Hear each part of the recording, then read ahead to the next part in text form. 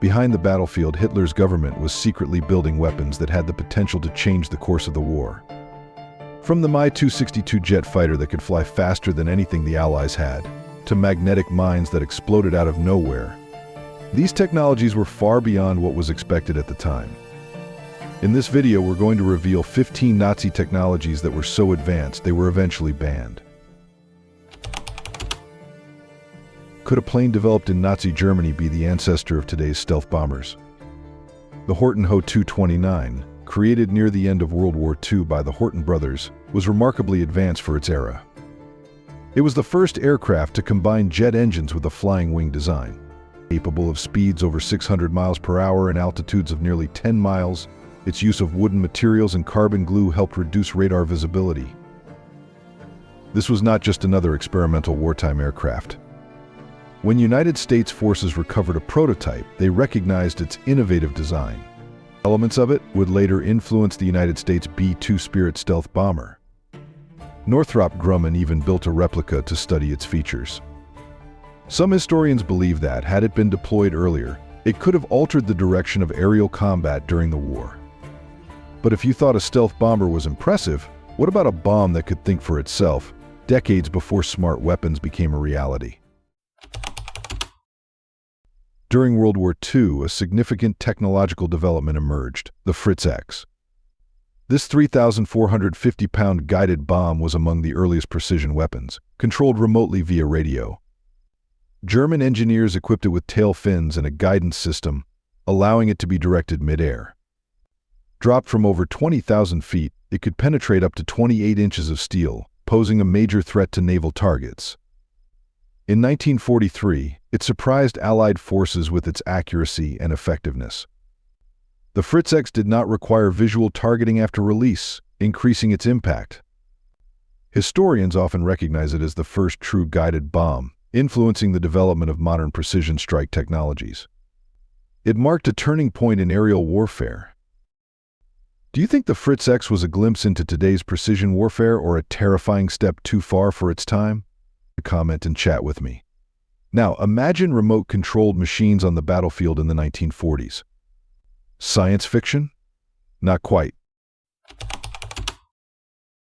This wasn't some robot or video game toy. It was a serious innovation in battlefield technology. The Goliath tracked mine resembled a miniature tank, but it carried a powerful payload. Designed to transport between 133 and 220 pounds of explosives, it was controlled remotely via joystick and cable. In the 1940s, German forces deployed this remote-controlled vehicle for mine-clearing, demolition, and disabling enemy tanks or bunkers. The Goliath operated close to the ground, moved quietly, and was compact enough to maneuver through trenches and debris. Once positioned near a target, it would detonate to accomplish its mission. More than 7,000 units were produced, making it one of the earliest examples of robotic warfare. Today, engineers still study its design as a precursor to modern unmanned systems and military drones. Though it had limitations, such as vulnerability to damaged control cables and slow movement, it demonstrated that remote-controlled combat technology was both feasible and impactful. But speed was the new obsession. What if the Germans had built a rocket-powered jet that left every Allied plane in the dust? The Messerschmitt Me-163 Komet looked more like a missile than a plane. Built by German forces in World War II, it was a rocket-powered jet that reached speeds near 700 miles per hour, faster than any Allied fighter. The P-51 Mustang couldn't match its velocity. It launched nearly straight up and vanished before radar could lock on. Equipped with two 1.18-inch autocannons, it was intended to target Allied bombers, though its extreme speed made accurate aiming difficult. Most attacks happened in quick flybys. Its biggest limitation was its fuel, highly volatile and difficult to handle. There were safety risks even before takeoff. After its short rocket burn, it became a glider, slow and exposed during descent. Still, more than 300 were built, as the German command hoped it would change the future of air combat. The Me-163 set speed records and left a lasting impression on aviation history. And yet, not all Nazi engineering took to the skies. Some buried themselves into the very cliffs of Europe waiting. Before exploring, I have a special 10-second request for all of you listening. If you can help me in any way, just hit the notification bell and hit that subscribe button. It helps this channel so much. And if you do that, I will do everything I can to make this show even better for you. Deal? The long Cerreminate battery, built by German forces on the cliffs of Normandy, was a key part of the Atlantic Wall constructed under Nazi command. It housed 4 6-inch naval guns in reinforced bunkers, intended to stop Allied ships before they reached the coast. Each gun had a range of nearly 12 miles and was linked to a control bunker with rangefinders and observation posts. On D-Day, June 6, 1944, the battery engaged Allied ships. British warships responded with heavy fire, subjecting the area to intense combat. Despite damage, some guns continued to operate. Eventually, British forces advancing from Gold Beach captured the site. The battery's durability reflected the scale of wartime construction. Today, its bunkers still stand, weathered but intact, as reminders of a pivotal chapter in history. So what's the limit of ambition? Apparently not even Earth itself. Could the Nazis have aimed for space? Did you know that during World War II, German engineers designed a concept aircraft that could theoretically reach near space and cross the Atlantic? Known as the Silver Vogel, or Silverbird, it was a suborbital spaceplane intended to launch from Europe, travel along the edge of the atmosphere in a series of high-speed glides, and potentially deliver a long-range strike. The design involved a rocket-powered sled to propel the aircraft into near space, allowing it to reach hypersonic speeds. Its trajectory would make it extremely difficult to intercept using existing defenses. The concept included a final descent phase followed by a planned landing in territories allied with Germany. What's remarkable is that the science behind the concept was feasible. It used principles similar to those later applied in NASA's Space Shuttle program.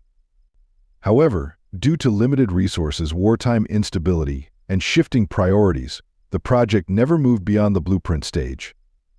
Still, it highlights how far ahead some aerospace ideas were, even if they remained unrealized. Speaking of reaching new heights, literally, what about the rocket that not only terrified cities but also broke the edge of space? The V-2 rocket was the first long-range ballistic missile and the first human-made object to reach the edge of space. Developed in secret by Germany during World War II, it marked a major shift in both warfare and space technology. Traveling at over 3,500 miles per hour, it impacted targets without warning. Its silent approach made it difficult to detect or defend against. The rocket featured advanced liquid-fueled engines, vertical launch, and suborbital flight technology far ahead of its time. The project was led by Wernher von Braun, a talented but controversial engineer. After the war, he was brought to the United States through Operation Paperclip and later played a leading role at NASA, helping design the Saturn V rocket that enabled human spaceflight to the moon. The man who once helped build a powerful weapon later contributed to one of humanity's greatest scientific achievements, space exploration. But the ambitions didn't stop at London. What if they were plotting to bomb New York from across the ocean? While Nazi Germany was primarily focused on Europe during World War II, there were also plans to develop long-range bombers capable of reaching the United States. One such concept was the America Bomber, a strategic initiative launched in the early 1940s to design aircraft that could fly over 3,600 miles from Europe to the eastern U.S. coast, complete a mission, and return. The aim was to demonstrate reach and disrupt American morale. Several aircraft manufacturers, including Messerschmitt, worked on prototypes. The Messerschmitt Mi-264 was the most advanced, with a projected top speed of 310 miles per hour and the ability to carry over 6,600 pounds of bombs. However, it struggled with mechanical issues, limited fuel efficiency, and inadequate defenses. Other designs from Junkers and Henschel were also considered but never advanced beyond prototype testing. As the war progressed and Germany's resources dwindled, the project was abandoned. Though none of these aircraft ever flew operational missions, the plan reflects the global scale of strategic thinking during the conflict. And while the Allies focused on fleets of bombers, the Nazis experimented with Frankenstein-like flying hybrids. What did they hope to achieve? During World War II, Germany under Nazi leadership developed the Mistel, a unique and advanced aircraft system. It paired a fighter plane mounted above an unmanned bomber modified to carry a large explosive payload. The pilot controlled both aircraft during flight, guided them toward a target, then released the bomber to continue on its own. The fighter would then return to base. The bomber was designed to strike fortified targets such as bunkers, bridges, and warships. Although successful in testing, the system had practical challenges. It was difficult to launch, had heavy fuel demands, and was hard to maneuver due to its size. By the time the system was operational, the war had shifted against Germany. The Mistel saw limited use, but it reflected the level of innovation pursued in late war weapons development. It wasn't just planes and bombs, infantry weapons were evolving too. What if one soldier could shoot down a plane? Ever wondered what an early attempt at a portable anti-aircraft weapon looked like? In the final phase of World War II, Germany developed a prototype called the Fliegerfaust, also known as the Air Fist. It was intended to allow infantry to target low-flying aircraft. The version tested, known as the Fliegerfaust B, featured 9 barrels and launched small rockets with explosive payloads. These projectiles were designed to spread out mid-air and hit aircraft flying within roughly 1,300 feet. However, the system had limitations. The rockets were slow, difficult to aim, and lacked accuracy. By the time it was ready for use, Allied aircraft were flying faster and higher, reducing its effectiveness. As a result, it saw little or no use in active combat. While the Air Fist did not succeed as a battlefield weapon, it represented an early effort toward portable anti-aircraft systems, a technology that has since become a standard part of modern military defense. But raw firepower is only half the battle. What about secrets? Could a machine encrypt commands so well that it nearly won the war? The Enigma machine was Germany's top-secret cipher tool during World War II, used to encrypt everything from submarine routes to battlefield orders. It relied on rotating rotors and a plugboard system to generate over 150 quintillion combinations, making it appear unbreakable. Even with a captured machine, the settings changed daily, making decoding extremely difficult. However, Allied codebreakers at Bletchley Park in England eventually cracked it using early computers and persistent analysis. Once broken, Enigma gave the Allies real-time access to enemy plans. This breakthrough revealed troop movements and U-boat locations. Many historians believe it helped shorten the war by up to 2 years and may have saved countless lives. If you love exploring the forbidden edge of technology and the secrets history tried to bury, make sure to like, subscribe, and ring that bell. We've got more stories that didn't make it into your school books. Now let's go from decoding to detecting. Could sound itself be weaponized to destroy from afar? During World War II, Germany developed acoustic proximity fuses, experimental devices designed to detect sound and activate near targets like aircraft. These fuses aimed to trigger when they detected engine noise, reducing the need for direct hits. The goal was to improve anti-aircraft defense against Allied bombers. While promising in theory, the technology faced challenges. The fuses were often either too sensitive or not responsive enough, leading to unreliable performance. With limited time and resources late in the war, the project never left the testing phase. Although it was never deployed, the concept demonstrated how far engineers explored new ideas to improve aerial defense systems. And what if the ultimate fighter jet of the war had flown in numbers? Would history have changed? What if one of the most advanced fighter jets of World War II existed but arrived too late to change the outcome? That's the story of the Messerschmitt Me-262, the world's first operational jet-powered fighter. Introduced by Germany under Nazi leadership in 1944, the Me-262 was far ahead of its time. With twin jet engines, it could reach speeds over 540 miles per hour, making it nearly 100 miles per hour faster than Allied aircraft. Pilots who encountered it in combat described it as extremely difficult to intercept. Armed with 4 30mm cannons and capable of carrying rockets, the aircraft was designed to target Allied bombers and shift air combat in Europe. Although it saw some success, it was deployed too late to have a major impact. Production delays, resource shortages, and a strategic shift, driven by Hitler's demand to use it as a bomber, slowed its true potential. By the time it reached the front lines in meaningful numbers, the Allies were already advancing on all fronts. But what good is a fast plane or a smart bomb if you can't see the enemy? Could soldiers in the 1940s fight in the dark? How did German soldiers operate in low light during World War II, before night vision became standard military gear? In the early 1940s, Germany began testing some of the world's first infrared night vision devices. One of the most recognized systems was the Vampire, a large infrared scope mounted on rifles such as the Sternwehr 44.